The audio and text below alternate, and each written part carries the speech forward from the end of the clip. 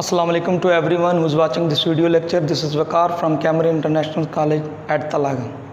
Welcome to all the student. Classroom training इस video lecture में सब स्टूडेंट को खुशामदीद कहता हूं और मैं उम्मीद करता हूं इससे पहले जितने भी लेक्चर डिलीवर किए गए हैं, whether this lecture are delivered by sir Sami और me, you would have prepared this lecture very well.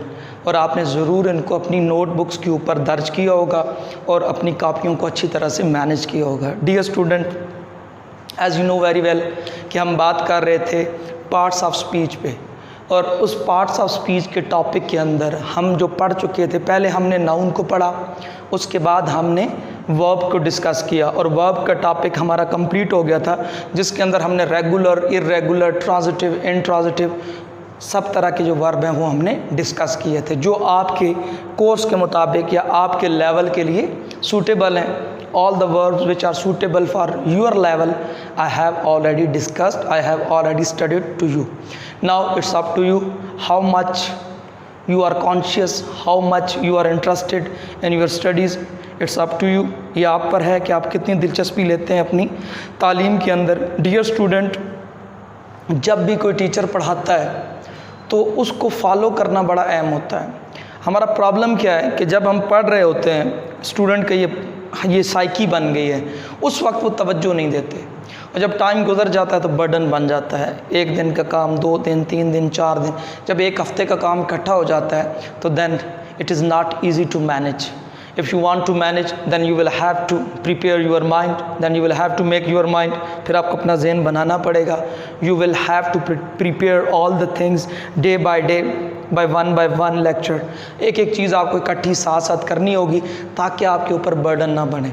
तो मेरी आपको हैबिट का पता है कि जब एक टॉपिक ख़त्म होता है तो मैं उसकी एक एक्सरसाइज रखता हूँ ताकि वो टॉपिक अच्छी तरह से क्लियर हो जाए। तो आज के लेक्चर में मैं आपको वर्ब के हवाले से बताने जा रहा हूँ कि वर्ब्स की किस तरह से आप प्रैक्टिस करेंगे ताकि आपको किसी किस्म की कोई प्रॉब्लम ना आए। जब आपके सामने लिखा हुआ है ना, तो then you must be able to understand that what is written form, कि जो लिखी हुई चीज़ है, what is it in written form, you must understand, आपको ज़रूर समझ आना चाहिए।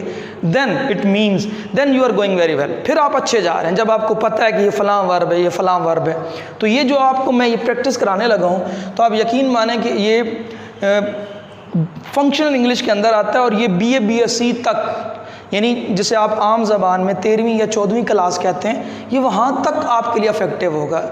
Not only for this class 6, 7, 8 तक ये नहीं है, बल्कि जब आप 4, 5, 6 साल बाद भी आप जाएंगे, तो अगर आज आपने ठीक पढ़ा तो by God you will be able to tackle all the problems in your future.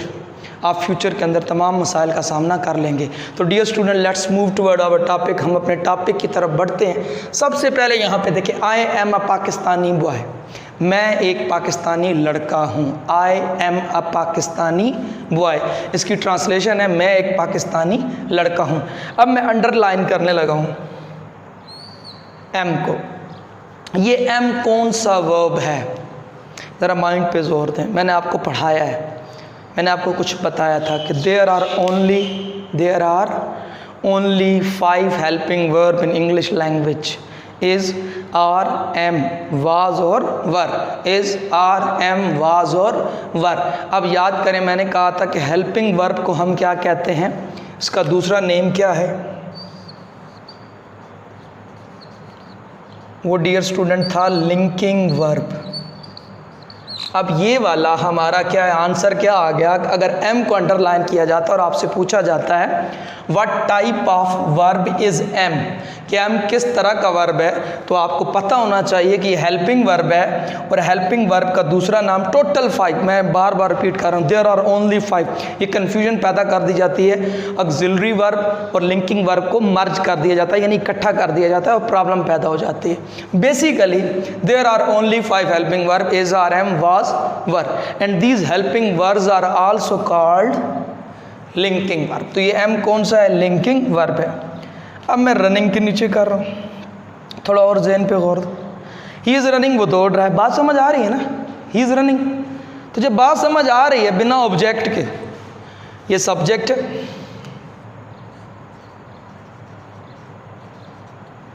ये वर्ब है, ठीक हो गया।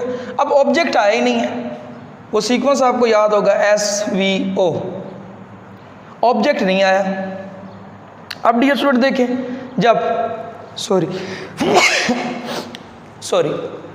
जब ऑब्जेक्ट ना हो और सिर्फ वर्ब से ही जुमला समझ आ जाए तो डियर स्टूडेंट याद करें ना वो कौन सा वर्ब होता है। तो मैंने आपको बताया था वो इंट्रांजिटिव होता है।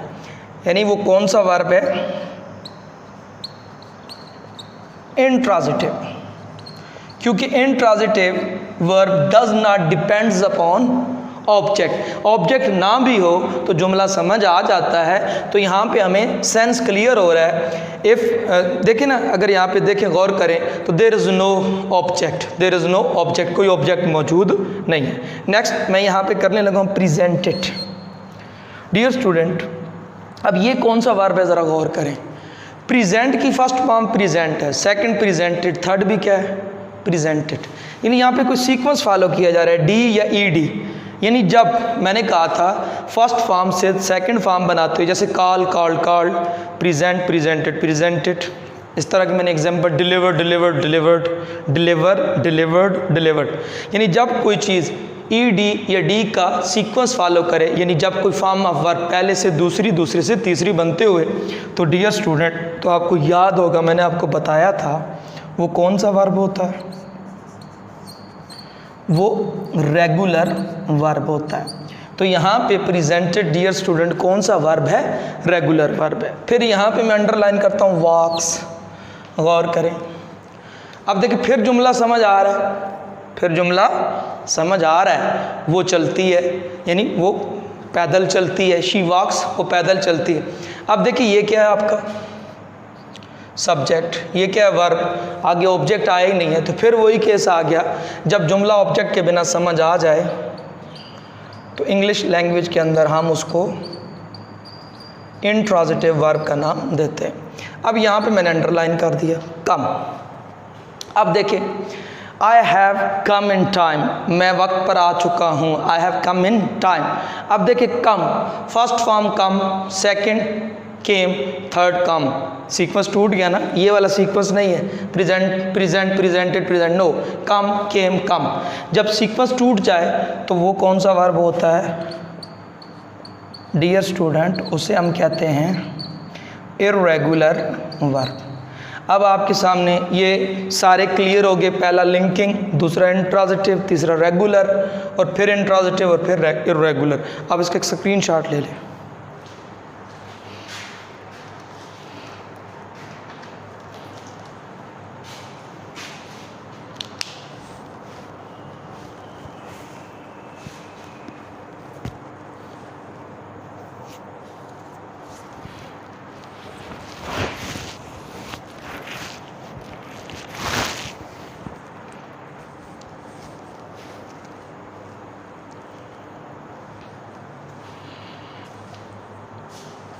जी स्टूडेंट, आपने स्क्रीनशॉट ले लिया।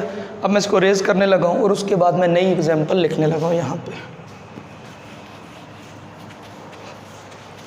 ताकि आपको ज़्यादा से ज़्यादा प्रैक्टिस करने का मौका मिल जाए।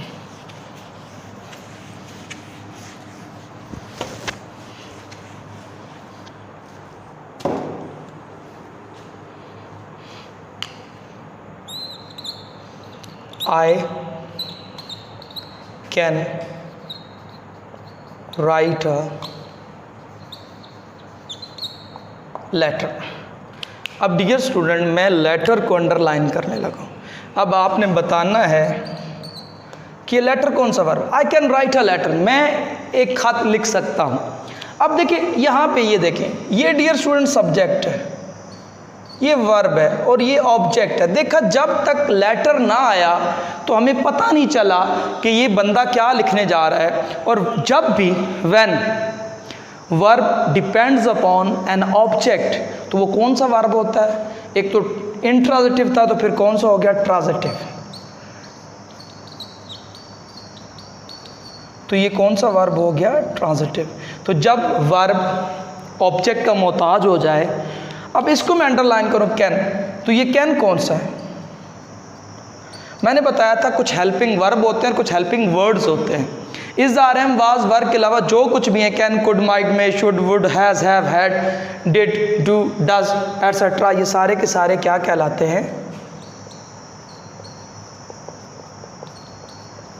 तो ये स्टूडेंट ऑक्सिलरी, जिसे आप ऑक्सिलरी कहते हैं, ऑक्सिलरी वर्ब कहलाते हैं। तो यहाँ पे कैन ऑक्सिलरी वर्ब है और राइट हमारा ट्रांजिटिव वर्ब है। इसको मैं ए डॉट वी यानी auxiliary verb, T dot V यानी ट्रांजिटिव वर्ब। तो ये भी क्लियर हो गया। नेक्स्ट एक और एग्जांपल लेते हैं।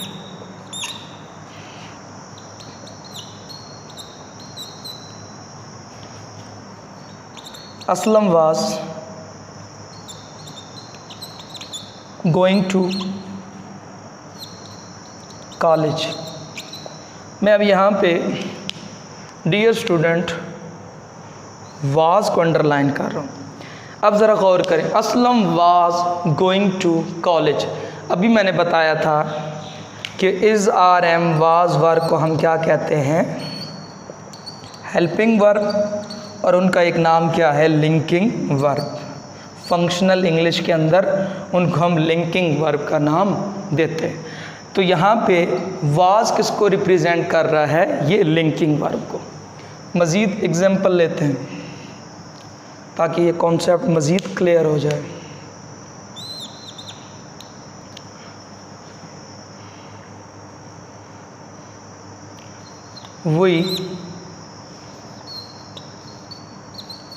we did not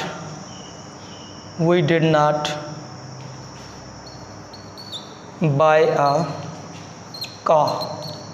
we did not buy a car, हमने कार नहीं खरीदी।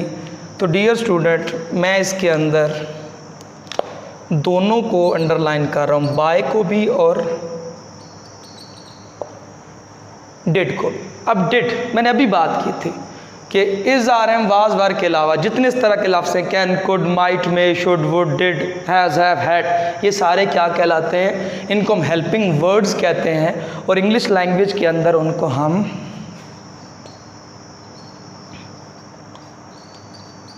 ऑक्सिलरी वर्ब का नाम देते हैं।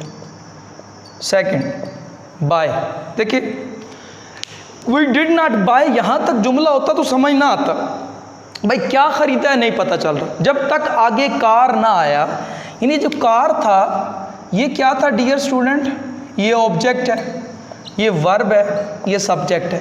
जब तक कार नहीं आएगा हमें नहीं पता उसने पेन ख़रीदा है, उसने बाईसाइकिल ख़रीदी है, उसने ट्राईसाइकिल ख़रीदी है। यानी we are unable to understand that what is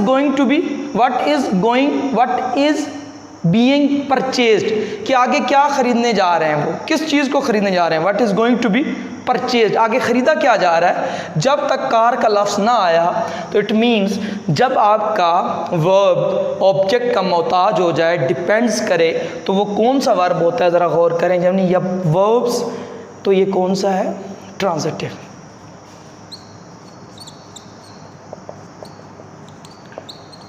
तो डियर स्टूडेंट, ये आपके सामने मैंने एग्जाम्पल की मदद से सारा कॉन्सेप्ट क्लियर किया कि किस तरह वर्ब की पहचान करनी है और किस तरह उसका आंसर देना है। Dear student, it is very important topic regarding part of speech. अगर आपको वर्ब का नहीं पता, it means you don't know about English language. If you want to know English language properly and perfectly, then you will have to follow verb. आपको verb को follow करना पड़ेगा, otherwise आप जब तक वर्ब को नहीं सीखेंगे, जब तक वर्ब के बारे में नहीं जानेंगे, आप जुमला नहीं बना सकते। जब भी आपके सामने जुमला आता है, the most important part of the sentence is verb. सबसे अहम हिस्सा जुमले का कौन सा होता है? वर्ब होता है।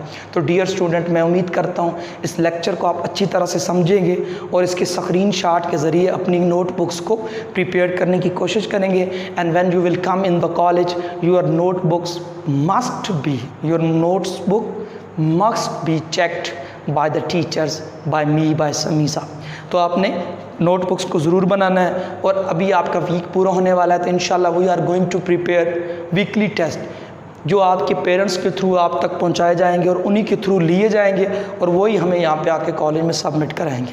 अपना ख्याल रखिएगा, अपने घर वालों का ख्याल रखिएगा। शुक्रिया।